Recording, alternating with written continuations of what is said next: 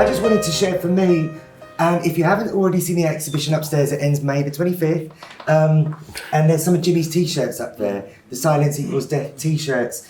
And one of the reasons why I'm here is because Jimmy, for me, still is the real deal. You look on eBay, you look on Amazon, whatever now, and there's so many people who will be selling ACT UP merchandise, but have fuck all to do with ACT UP, because it's a brand, right? People want to be associated with it. Jimmy was real. He was amplifying the issues, and he was also demonstrating at the time. And I looked at the ACT UP calendar, which are Jonathan Blake, dear friend and activist, is one of the ACT UP supermodels in it. But this is Katie and Shiv, who are ACT UP activists now. Shiv's bum is out with ACT UP on their bum in front of Buckingham Palace. It was actually today, 27th of April 1990, that Jimmy Somerville finished his ACT UP fundraiser tour at Heaven nightclub, so 35 years back. And there's 300 movement moments of medical progress, social movement progress in the calendar. I think there might still be some upstairs. And Katie says this, and this is just one example of the relevance of Jimmy and Bronski Beat today. Radical intersectional queer solidarity is the beaming light among the fog of large-scale bigotry. ACT UP and beautiful movements like it are my anchor in bleaker moments. I want every queer, LGBTQIA+ and HIV person to feel that same safety, hope and love that I feel each time I see an ACT UP comrade's face. To feel the warmth of community and the weight lifted off your shoulders, Bronski Beat said it best. You and me together, fighting for our love. So from the bell to now, still relevant, so relevant. And obviously we'll talk about more, I'm swearing too much, the shitstorm that's happened in Supreme Court, what it means today in terms of the reenactment of Section 28 for the trans community. Which is why we need to harness these lessons and how we can move forward. But that's Katie today, but this is Andrea. I thought Andrea was going to be... Andrea's also one of the ACT UP pin-up supermodels in the calendar. And this is from I can't remember which year in the 80s. A message from Andrea, who's still an ACT UP activist. 2 years back, I was on the floor of Trafalgar Square on World AIDS Day, doing a die-in. But Andrea was doing it back in 1992 as well. And Andrea says, I remember an ACT UP London meeting with Jimmy. Nobody was surprised to see him there, but still I was really happy. Being obsessed with my sick and struggling life partner, I wasn't sure who he was. Not sure if I knew who the fuck I was at the time. But this hot little crew was facilitated well that night, though Jimmy and I had a head-to-head. It was about my saying that we needed to add an intravenous IDU relevant intravenous drug user relevant motive to the pink triangle Silence Equals Death t-shirt. As an intravenous drug user living with a fellow opiophile, I wanted to add an opium poppy or something. Anyways, Jimmy Somerville's eyes filled with tears as he declared, HIV was born from the deaths of hundreds of gay men from San Francisco and New York City. I froze in sadness and fear, but the facilitator was on it, pointing out that I was not being against gay men, but for inclusion of HIV positive people who use drugs. It was a tear-filled session, and here we are in 2025, still feeling we have to hide our drug use for political reasons, as if the world is blind to why multiply bereaved young people might need an occasional shot of something to make that life feel bearable. So yeah, thank you, Andrea. Let's put our hands together for Andrew. And Jimmy, for being an activist, a musician and an artist. And I just wanted to say, but before I pass on, when I first found about ACT UP, so it's my 20th anniversary, HIV anniversary this year, and Jonathan and me will be, everyone's welcome, May the 24th. We've hired a boat and having an ACT UP boat party protest with great tunes on a boat on the Thames going past Parliament, maybe with a banner like this, but celebrating our anniversaries because we're so thankful to be alive when so many of our friends and lovers aren't. And I think, not that I ever knew him, but Mark Ashton, who For a Friend is About, the Communard song, the plaque above Gay's the Word bookshop, the legendary activist with Lesbian and Gay Support the Minors, a big inspiration to me. But I was diagnosed 2005, and I was a mess for the first couple of years, and I didn't know really anyone else with HIV, didn't know anything about HIV activism. And I went round to this guy's house that I was seeing at the time, and we hadn't slept together. I was really nervous, and I remember having this whole like written on my hand, what am I going to say? And I was like, I'm sorry, I've got something I need to tell you, and I can leave if you want. And he was like, what's going on? And I was like, I can order a taxi. He was like, what's going on? I was like, I'm really sorry, I've got HIV. And he said, don't be so fucking patronising. As a gay man and as a human being on the planet, it's not up to you to tell me about HIV. It's us as a community to learn about it ourselves. Now get your fucking clothes off and get in my bed. And we had a great night, and the next morning he was like, read this about ACT UP, watch this film about ACT UP, and then everything opened up for me, realising that it wasn't our responsibility individually, but collectively as a community, as artists, as musicians, to fight until we all have access to healthcare. And I'm thinking particularly about the trans community at the moment, who there will be rising levels of HIV because they won't have access to healthcare in the way that we need. So here's to ACT UP and our community for fighting for so long and in the ways that we need to. And to Thierry, that guy at the time.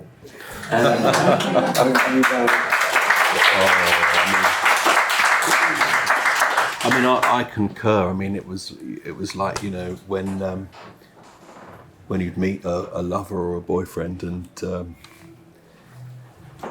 it was a shame that it always felt like a confession when they said that they were HIV positive, and I always just said, well, I'm not going anywhere, and gently parked it.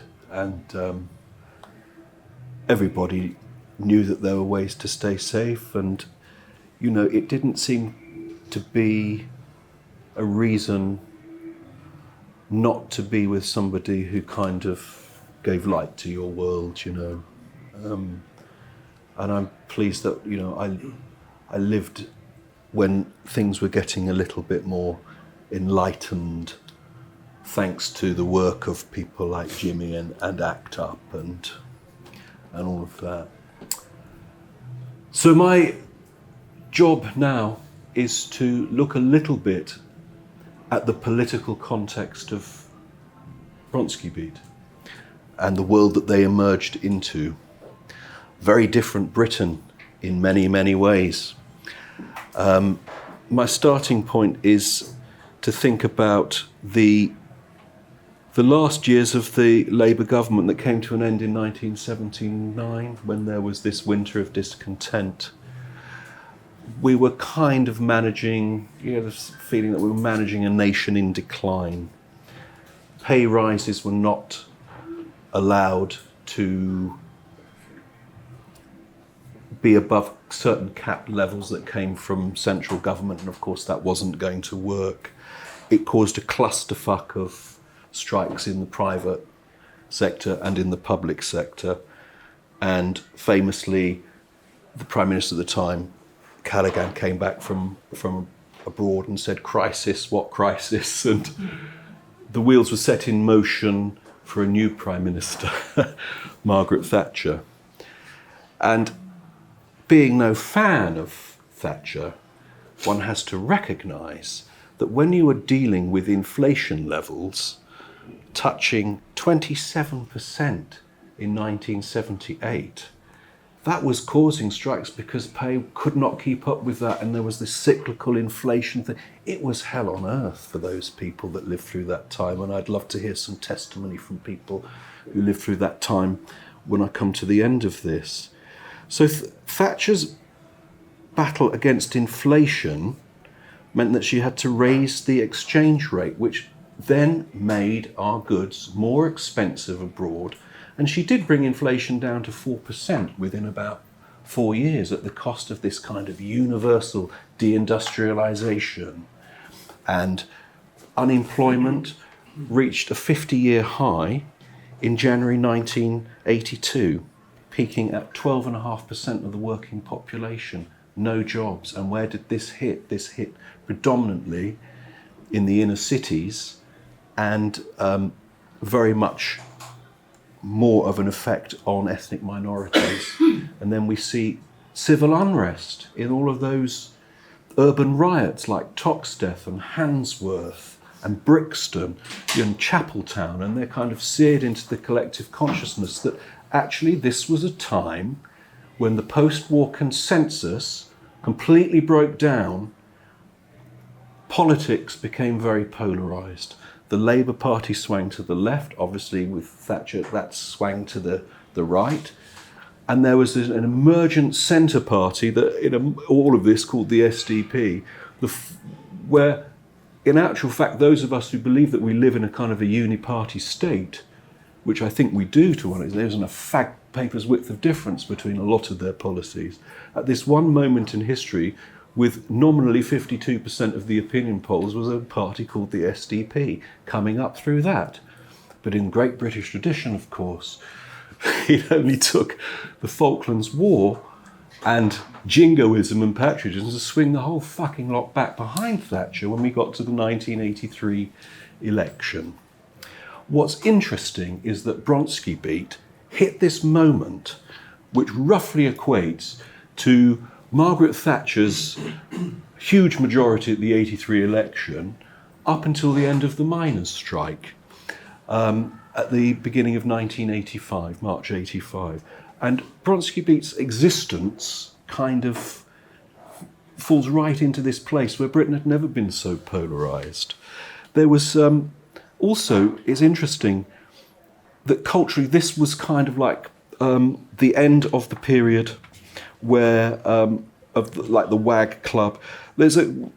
Just looking for this quote, Bailey Slater writes, London at that time was a hotbed of subcultures emanating from artist squats around the city and into the hedonistic clubs and fashion scenes populated by the Blitz kids, WAG club goers, and the future patrons of Lee Bowery's Taboo. The AIDS epidemic was yet to decimate these spaces. This is like 1983, 84. And the breakthrough year for Bronski was obviously 1984. Again, we're talking about a very different Britain. Very visible divisions. What happened in 84? Well, I just had a look, and of course one of the greatest miscarriages of justice that still hasn't been put right is the Battle of Orgreave, where Margaret Thatcher's state turned the police that all of us taxpayers pay for against the miners in a coordinated clampdown, you know. And I, for one, will be marching in Sheffield next month. The eviction of the Greenham Common women, the escalation of violence within Northern Ireland, and the raid on Gay's the Word bookshop. The precursor to Section 28 was happening then when there were changes already being made to local government regulations to stop funding content promoting homosexuality. It was 3 years after the first identified AIDS victim, but no reliable HIV test. And talking about all of this precursor to Section 28, which I appreciate happened later, but in April 1983 at the Conservative Party conference, a very weird individual who, I don't know, I could say some very unkind things, but I'm aware it's being recorded. Rhodes Boyson brought the Conservative Party attention to homosexual teachers, warning them about deviant practices in schools. Most parents do not want their children taught by proselytising homosexuals. They do not want any persecution of homosexuals, but they do not want deviance or anti-life treated as normality. Well, you can imagine, dear friends, the applause for that. I think the gay rights attrition ran parallel to the decimation and neutering of the trades unions, which is, let's face it, what the miners' strike was all about. And what was interesting was that everything, if you look at it, seems to have been stacked up against people who were homosexual and socialist. So there was a lot for Bronski Beat to kind of rail against. And I do think they made the political personal, very much so. It was a conflation of three people with similar stories about making that mad dash to the city, hoping that there would be something there. And what's so interesting about Jimmy is that and all of them actually, they're accidental pop stars. They never planned to be what they were. Jimmy accidentally found his voice when he was recording Screaming, just a beatbox, me and my angst, he said about that, for the Framed Youth Revenge of the Teenage Perverts project. And by doing that, he hooks up with people like Jill Wisson, with people like Richard Coles, Jeff Cole, Mark Ashton, so many people. And that's why I'm saying that it was a coming together by chance of a whole coterie of mutually supportive people. And Jimmy visits Larry and Steve staying at Jill's when he gets chucked out of his Coptic Street flat that he's living in with Connie Genaris. And that's at the time when he's been doing this tape for this song Screaming as an acoustic thing. And Steve and Larry, who are lovers and lodging with Jill, hear it. And then they decide to make some music for that, and Bronski Beat is born. But Jimmy Somerville wasn't really even aware of his voice. I think Richard Coles, who later worked with in the Communards, of course, just happened to tell him when he heard the voice, that's a very unusual, very distinct voice. And other people just in this friendship group of people making these radical gay and lesbian youth videos said, my God, you've got to fucking do something with that voice, you know. And so they came to pass, and it was all just a joyous kind of experiment. And then one thing leads to another. The GLC, again, you know, apparently a hotbed of the loony left, because they wanted to give money to give voices to the diverse people that lived in London. And then they had to splash the cash quite quickly because Thatcher wanted to shut them down. So Bronski Beat were able to buy a synthesizer and some recording equipment from a grant, and then, you know, became the accidental stars of the September in the Pink concerts that happened at Heaven nightclub, and I think there was one on the Piazza in Covent Garden. Who was the gatekeeper of this September in the Pink queer festival at the GLC? It was a guy called Colin Bell, who also, main job was the A&R guy at London Records. Small Town Boy hadn't been written. Colin Bell kept his ear to the ground. And then there was I think it was about the 7th concert that Bronski Beat ever did at the Cockpit Theatre in Marylebone, December 18th, 1983. Colin Bell heard for the first time Small Town Boy and wanted them for his record label. So did RCA. So did Virgin. Warner Brothers allegedly offered £250,000.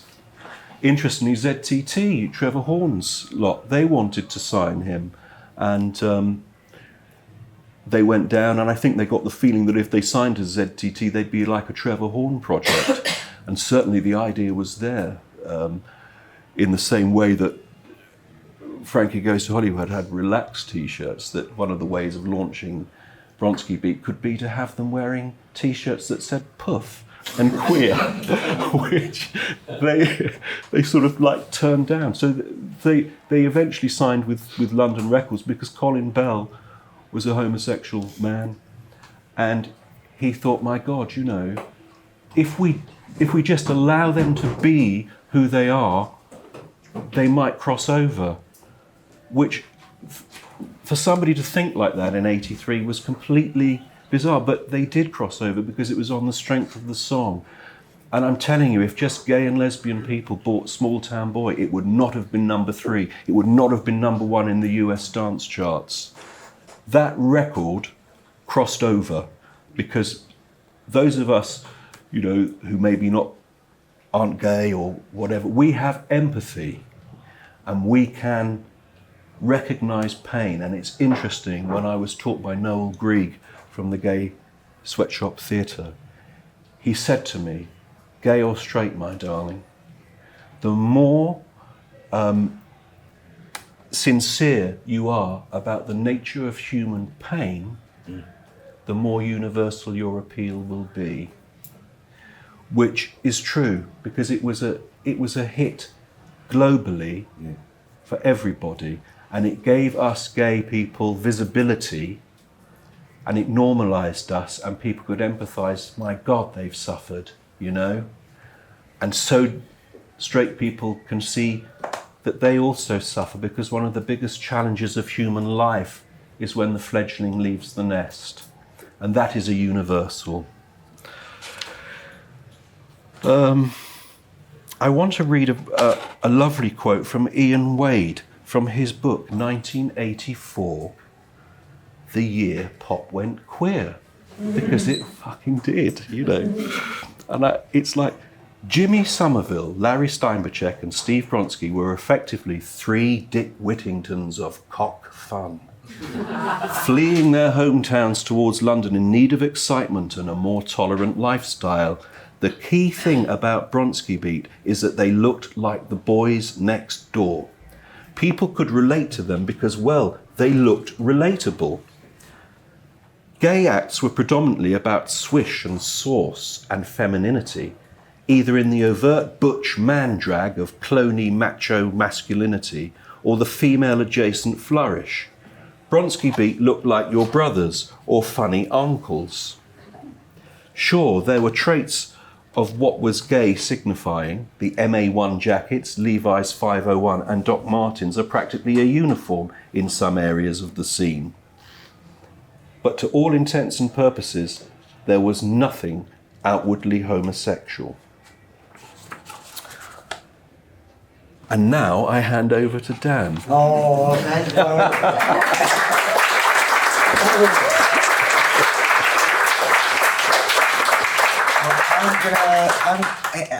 Thank you. You're so welcome. Beautiful way with words, and obviously everything you've done. And I also just wanted to say thank you for the design of the 40th edition that you've worked so hard on, and your book.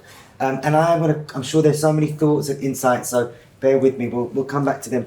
But if we're talking about what we still need to do, where's the list of the countries where it's still criminalised?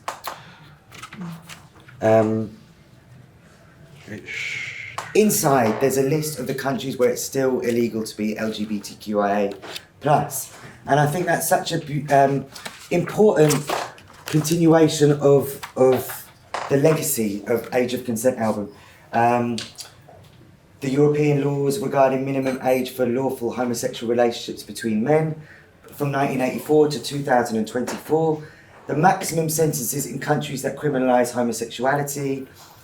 If we're looking at what's going on in Hungary now, for example, if we look at what's going on in America, if we look here at the trans oppression, you chose to include this for a reason, and it really warms my heart. And I wanted to also thank you for the pink triangle inclusion on the front cover. And when I say homosexuals, I mean the whole LGBTQIA+ community. Has Lesbian Visibility Week just ended or started? Today. Last night, amazing. So I include the whole community, and particularly if we're talking about HIV and AIDS. If it wasn't for my lesbian comrades, I wouldn't be here. If we're talking about donating blood and the fight and everything. And for me, I'm sure everyone knows, but just in case, I just wanted to bring clarity to the pink triangle. So ACT UP obviously choose to have the pink triangle as its logo, as a subversion of what our queer ancestors had to wear in the concentration camps. And for me, not just from an HIV and AIDS angle, but from a Jewish angle, comes no surprise that a lot of ACT UP activists are also Jews, because it's very personal. the using of the pink triangle. My grandparents were all Nazi Holocaust survivors, and that relates to another reason why I love Jimmy. And I've just kind of given this game away. I just wanted to read some lyrics. You might guess which song it is. Do you want to read them together? No, please. You close your eyes if you want, or make yourself comfortable. No more war, please. No more destruction of innocent life. No more living in fear. No more on our bended knees. To live is our right. No more war, please. No more war. It's got to stop. Oh, we've got to make it stop. No more money for bombs. When the poor people hungry on the street. No more sending young men to fight as they die for false glory and false pride. No more war, please. No more war, please. Who wants to die? No more war. No, no more war. No, no more war. No more war. Who wants to die? Who wants to die? And one of our campaigns within ACT UP is the Fund Healthcare Not Warfare campaign. Was it this week or last week where a school shelter was bombed in Palestine? Was it last week? 25 school children were killed. I'm sure maybe it's the same for many people in the room. How do you watch the news at the moment? How do you watch the news when it's being done in our name as British people, and as a Jew when it's supposedly being done in my name for my ancestors? Fuck off. Absolutely not. Is what my ancestors survived the camps and our queer ancestors survived for. Definitely not. And so that's why if we're paying honour and tribute to both your work in the 40th edition and the songs like No More War, it is so relevant now more than ever. And again, this is why our actions now, last week, a couple of weeks back, we tried to get into Portcullis House to stage a die-in. Because now, in response to these T-shirts, we're facing the biggest cuts to aid in history because of Trump's cuts to US aid and Starmer's cuts to the UK aid budget. Things have rolled back 25, 30 years. My friends, like Jonathan, others, who have been AIDS activists and pioneers, say so much work has just gone from the last 25 years because of what has happened. And where's the money being spent instead? The military budget and defence. So that's why in ACT UP New York, across America, there's been some amazing actions with Jewish Voice for Peace and other groups as well to highlight, surprise, surprise, this is not a coincidence. This is a political priority to prioritise war and profit over healthcare. So we tried to do a die-in in Portcullis House. But the security in there have got AK-47s, it's a bit scary. We did get up the stairs, but they take your phones away, so we wouldn't be able to get any footage. So we did a die-in at the front instead. But this for me also relates to another reason why I've got so much respect for Jimmy, and how things have changed, is, as an artist, as a huge musician, he was still protesting. But we don't have the same ability today to protest as we did then, because the criminalisation of protest, the Public Order Act 2023, the immigration bill, but we need to, because otherwise they're literally getting away with murder. I don't have an answer. We do have ACT UP and other groups. We've got a Know Your Legal Rights to Protest training coming up at, not far away, at Friends Meeting House, the Quaker Centre on June the 8th, and people are welcome to join. They were actually raided recently, so they will have more information about that. The Friends Meeting House. An environmental group, just went forward, and the police came in and accused them of terrorist planning. Yeah. Quakers are like the most peaceful people on Exactly, the planet. Do you know anything exactly. about? I'm not one. I know a little bit about them, and they're the most peaceful people on the planet. Thank you, I am one. I know you are. I know you are. But it was the youth group there was just a rumour that the youth group were going to, like Extreme Rebellion, sit on some arterial roads. Yeah. And that was enough for them to be classified as terrorists. Domestic terrorists, And yeah. they went into the Quaker meeting house on St Martin's Lane, quite a lot of them, and armed. So it's like, Yeah, yeah. you know, that's never happened on Quaker soil, Wow.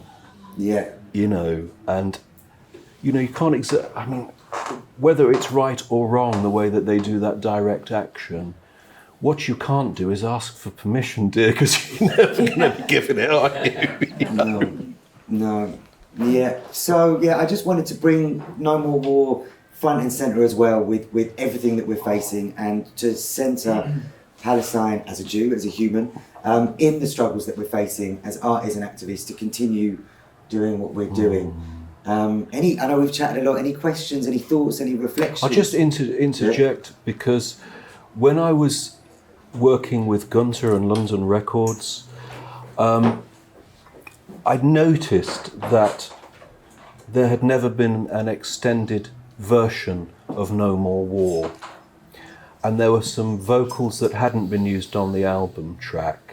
So this is a track that has been revisited, and I believe there's going to be some announcements about. So No More War will live.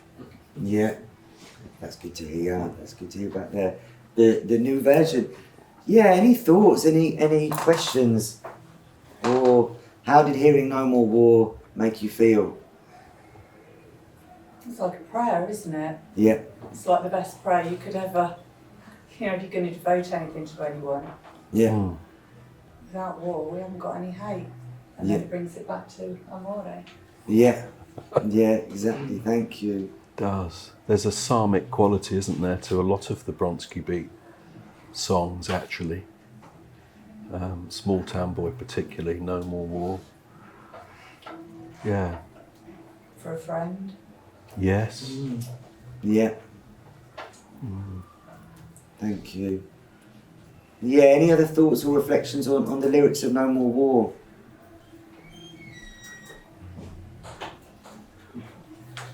Do you mind if I answer your first question? Do you mind if I answer your first question? Yeah, sure, go ahead. So I'm going to say my age. I'll just say that I got to 30 and kind of stopped. So yeah, we'll leave it there. I also, I came out as a lesbian when I was 11. It's like very, very young. Wow. And I'm very lucky that my mother was really, really loving. But I don't know how to explain this, but nevertheless, we still feel so upset.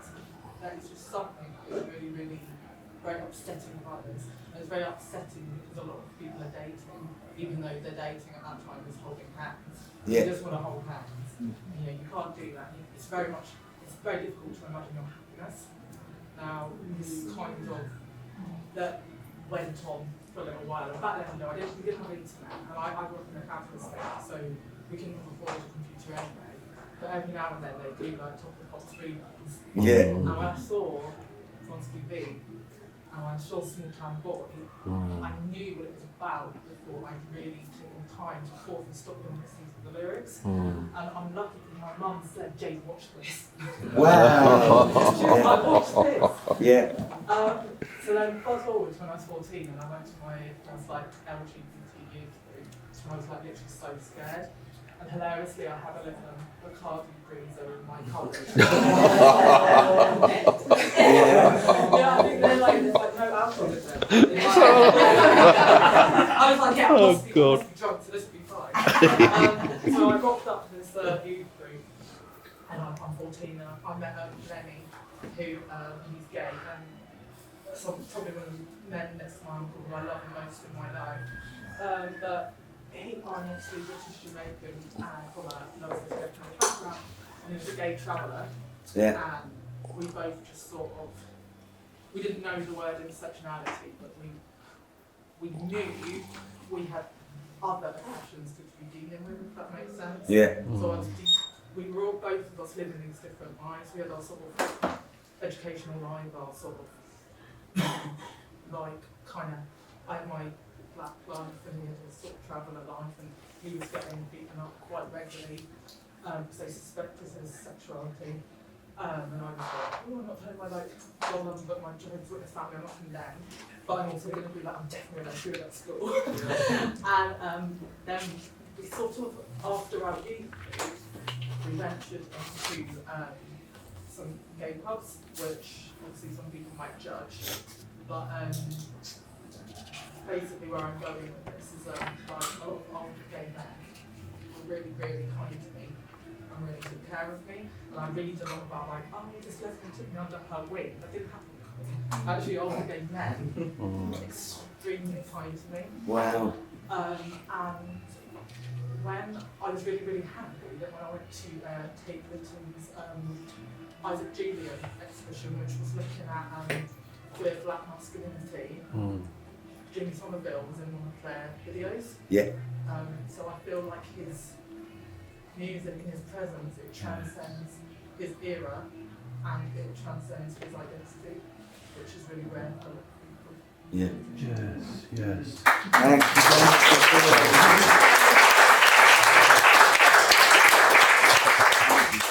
for